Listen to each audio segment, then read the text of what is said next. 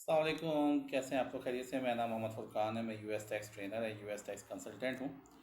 अच्छा, हमारे पास बहुत सवालात आ रहे होते हैं सीपीए से रिलेटेड कि मैं पाकिस्तान से बैठ के ही सीपीए कैसे करूँ। तो जनाब, बहुत इजी है, कोई इतना मुश्किल चीज़ नहीं है। सबसे पहले आप किसी भी प्रोफेशन से हैं, ठीक है। अगर अकाउंटिंग बैकग्राउंड से हैं तो वेल एंड गुड है। अदरवाइज़ आप किसी भी प्रोफेशन से हैं तो आपके पास एटलीस्ट मास्टर डिग्री बीकॉम होना चाहिए। और अगर मास्टर डिग्री है तो बेहतरीन है। सबसे पहले होता है क्या है, देखें, आपको सबसे पहले जो आपकी पाकिस्तानी क्वालिफ़िकेशन है उसको इवेल्यूट करवाना होता है एज़ पर द लॉ या एजुकेशन रिक्वायरमेंट ऑफ यूएसए। और इसको इवेल्यूट करता है नाजबा। नाजबा एक इदारा है, NASBA, नाजबा। एक नाजबा एक इदारा है यूएस का जो कि एजुकेशन जो होती हैं उनको इवेल्यूट करता है। तो प्रोसेस क्या है? प्रोसेस बड़ा सिंपल है। आपकी कोई भी क्वालिफिकेशन है, देखें, आप किसी की भी बातों में ना आइए कि यार तुम्हारी एलिजिबिलिटी बन जाएगी, तुम्हारी नहीं बनेगी। होता क्या है कि आपको अपनी एजुकेशन की बेस के ऊपर एलिजिबिलिटी बनानी होती है कि आप क्या सीपीए के एग्ज़ाम में बैठ सकते हैं या नहीं बैठ सकते। नंबर वन, सबसे पहले कोई किताबें ना ख़रीदिए, कोई कुछ ना कीजिए। आप अब सबसे पहले जाइए नाजबा की वेबसाइट पे, वहाँ पे जाके अपना अकाउंट बनाइए, ठीक है। और नाजबा को ईमेल कर लीजिए, ठीक है। ईमेल भी कर दीजिए अगर आपको कोई मसला आ रहा है। तो सबसे पहले आपने क्या करना है, अपनी एजुकेशनल डॉक्यूमेंट्स को इवेल्यूट करवाना है, ठीक है, कि क्या as per the law of the US आप एलिजिबल हैं सीपीए एग्ज़ाम में बैठने के लिए, क्योंकि 150 क्रेडिट आवर्स चाहिए होते हैं। तो सबसे पहले आप नाजबा की वेबसाइट पे जाइए और वहाँ पे जाके आपको अपने डॉक्यूमेंट्स को वेरीफाई करना होगा। अब नाजबा आपसे ओरिजिनल डॉक्यूमेंट अगर मांगता है तो आप ओरिजिनल भिजवा दीजिए, अगर ट्रांसक्रिप्ट मांगता है तो ट्रांसक्रिप्ट भिजवा दीजिए। ये आपकी और नाजबा की अपनी है। मैंने ओरिजिनल भिजवाए थे, मेरे पास ओरिजिनल वापस आ गए थे। देखें, इस चीज़ की मैं बिल्कुल गारंटी नहीं दूंगा ना इस वीडियो के अंदर। ये मैं पहले ही बता दूं कि अगर आपके डॉक्यूमेंट्स वगैरह गुम हो जाए या कोई प्रॉब्लम हो जाए तो इस पर मेरा कोई लेना देना नहीं है। ये आप नाजबा से पहले पूछ लीजिए कि मैं आपको क्या भिजवाऊँ, ओरिजिनल डॉक्यूमेंट भिजवा दूँ या अपनी डॉक्यूमेंट्स की ट्रांसक्रिप्ट भिजवा दूँ, ठीक है। ये नाजबा आपको बताएगा, उन्हें चाहिए होता है ओरिजिनल डॉक्यूमेंट्स, ठीक है।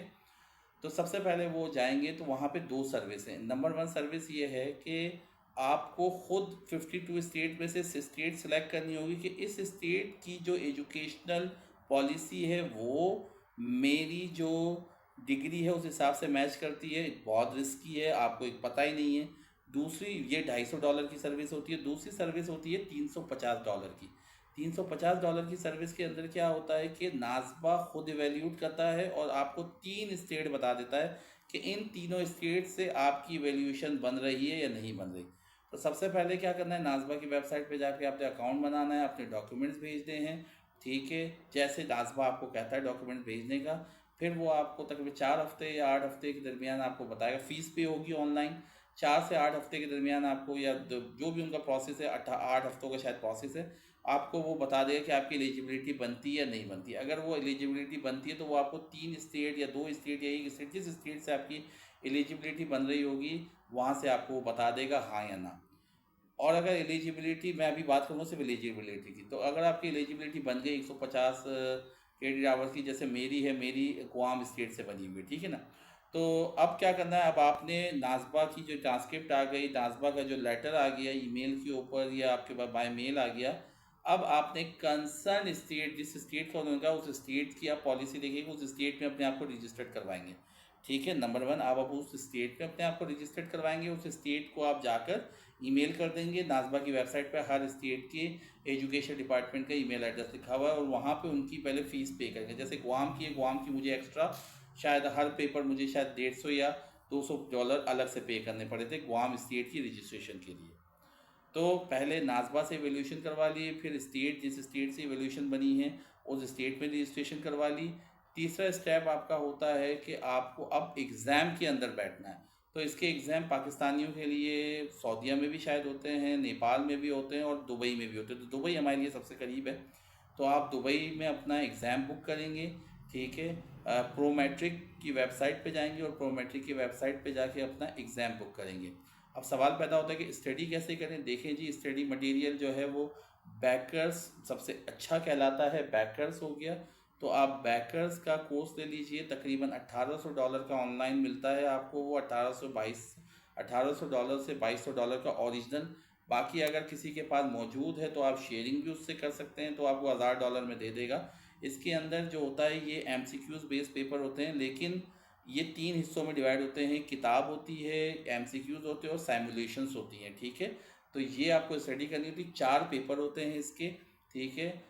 ऑडिट है, बाकी इसके अंदर आपका टैक्सेशन है, और जब मैं था तो ऑडिट, टैक्सेशन, रेगुलेशन टैक्सेशन को ही कहते हैं, और बाकी फाइनेंशियल अकाउंटिंग है और मैनेजमेंट अकाउंटिंग है। ये जब इसके 4 पेपर्स हैं इसके, ठीक है।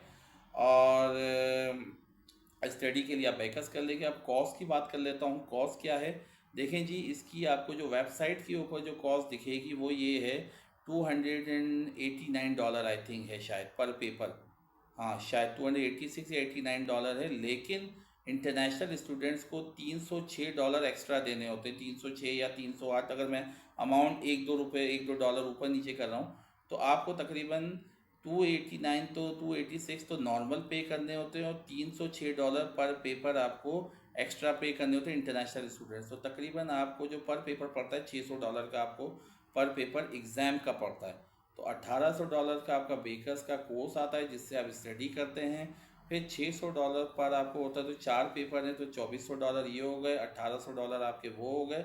बाकी दुबई आना जाना, ठीक है, उसका एग्ज़ाम आप वैल्यूट कर लीजिए, ठीक है। तो ये सारे आप अपने हिसाब से ख़ुद कैलकुलेट कर लीजिएगा कि दुबई आना जाना अगर आपके 2 पेपर, अब आप 2-2 करके दें, 1-1 करके दें, ये अब आपके ऊपर डिपेंड करता है।